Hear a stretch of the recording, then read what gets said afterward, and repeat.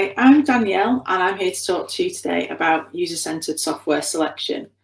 So I'll just tell you a little bit about myself. So I'm a technology leader at the Co-op and I head up engineering and the office of the CTO. And I'm very pleased to be here presenting on International Women's Day. So I'm going to take you through what a typical buy software journey looks like and what we did differently at the Co-op on one particular project. So what you tend to find is that you will start the process by writing your requirement specification. It tends to be quite a weighty document. You will then find the best vendors using various quadrants or targets, that kind of thing. Then you'd write your RFP, and usually another big weighty document. Then you send that to a nice long list of vendors. You get back some responses. Then you start to create your shortlist. Sit through some pitches and demos. Then a few of you would sit around and do some scoring. Then you'd go through some contracting, and then you start some delivery. Then change requests will start to come through. Scope would start to creep. You'd start making some customizations. Then you'll get to testing, and that's when your users start to get their hands on the product. Then more change requests come through, and then more customizations. Then you get some more feedback during training when your users come back again to start learning how to use the system, and then you'll go live.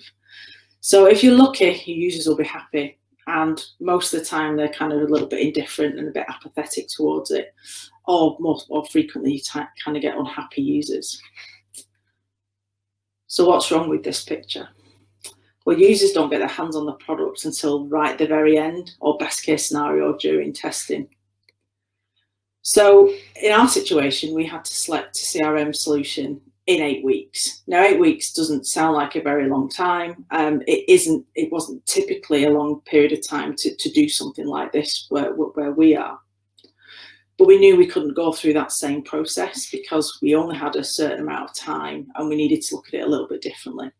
So we made a few changes to this process, and I'll take you through what those are. So first of all, we need to understand what we really need. So what we decided to do was do no exhaustive requirements gathering process. And we decided to do that because it's a very lengthy process and takes a lot of time and would normally take more than 8 weeks to do that. But what you tend to find is you capture the really procedural detail. And typically it comes from people who aren't actually users as well, which is a little bit concerning, particularly if those people need to use the system at the end. So one of the reasons why I wanted to move away from this, because we want to avoid creating those raised and unproven expectations of software that you buy, because people then get the expectation, because they've given you these requirements, that the system can be changed a bit at will, and you'll get exactly what you had in your specification. And you also avoid creating things that are harder for users to use at the end. Because users aren't always part of the requirements gathering process. It can tend to be the manager of the users. So you end up creating like features that might sound nice or are future-proofing the software selection, but actually don't really help the users in real day-to-day life. So this is quite a good analogy that I find when we're talking about buying software over building it. If you've decided you need baked beans, you put baked beans on your shopping list. What you don't do is put the individual ingredients of your baked beans on your shopping list. Because if you're going to be doing that, then you're looking for something quite specific.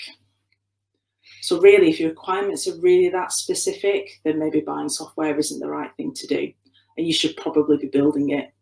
Now, building it is more expensive. But if you think of, you hear a lot of things like, we'll use it vanilla. That means that it'll serve around 80% of your needs and 20% you're going to have to sort of work around or adapt to the software. But that almost never happens. What tends to happen is you change requests, you set your way through that 20%, which invariably ends up taking longer and costing more money. So what we did is we gathered the outcomes and very high-level functional musts. We approached this in a more agile type way, and we created the requirements in the form of epics and user stories from users, which is quite a novel approach, particularly when you're buying software rather than building it. So then we move on to the requesting for proposal section.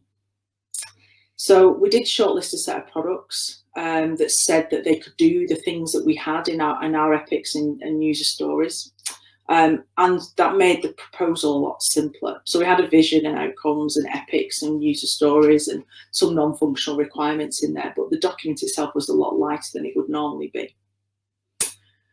But by focusing on outcomes, it left room for the vendors to show us how they'd already solved those problems. So they could show us what it could do above and beyond what we'd asked for, which was created a much more collaborative process throughout. But we also got hands-on quite early as well in this process. So what we did a week of hands-on user testing, and each of the vendors had to be willing and able to do that. And it definitely wasn't just a demo. This was their applications set up in a way where our users could come and use them in real life situations over an extended period of time. So not someone from the vendor's company showing us on a big screen what it can and can't do, or using slides. This was real stuff. Because users know better than anyone what will or won't work in real life. We're expecting these folks to use these systems to do their jobs and do their jobs well. So they're much better placed to tell us what's good and what's bad about what the vendors are showing us. And then we moved on to delivery. So as a result of what we've done and the way that the users has put the vendors through the paces, and a lot of the decision making was weighed on what the users thought of the products as well during that process. So our contracting was much simpler. Then implementation actually became much easier after that, because the users were already familiar with the system that we'd chosen, and they were with us all the way through a more iterative approach to delivering the software. And then adoption was also smoother because they'd got their hands on the software really, really early on. So all the way through the process, they were really learning and understanding. So then the business change part of it was also much easier as well, in fact. But I will say planning and logistics were way more intense. Getting people to, getting our vendors to set up real life testing scenarios was an awful lot of work. Not a lot of them had done this on a frequent basis. And getting all our people in place at the right time to sit down and have their hands on the software for a week was also quite challenging. Also scoring and all those other things that come with it were slightly different. So there was a lot of change in the process that we would normally have undertaken. And also getting the mind shift from gathering the outcomes over requirements. So a lot of our users were very used to sitting down with someone, a BA, and listing their requirements in a lot of detail, instead of really thinking about what the outcomes were that they were after from the software. What activities did they want to be able to do?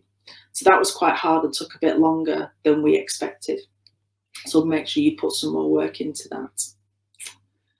So what I would recommend is you don't write lengthy requirement specifications. The vendors have done already. They've been successful in selling this software usually across the world, and they've got multiple customers who feedback to them all the time on how to make it better, and let the end users get their hands on the product. They really put the vendors through their paces, ask questions that some of us would never have thought to ask. And the vendors actually enjoyed the process, actually, because they also learned quite a lot about what we really needed. It will feel really hard at first, but it was really, really, really worth the effort. And I think we've got a much better outcome at the end of it. Thank you.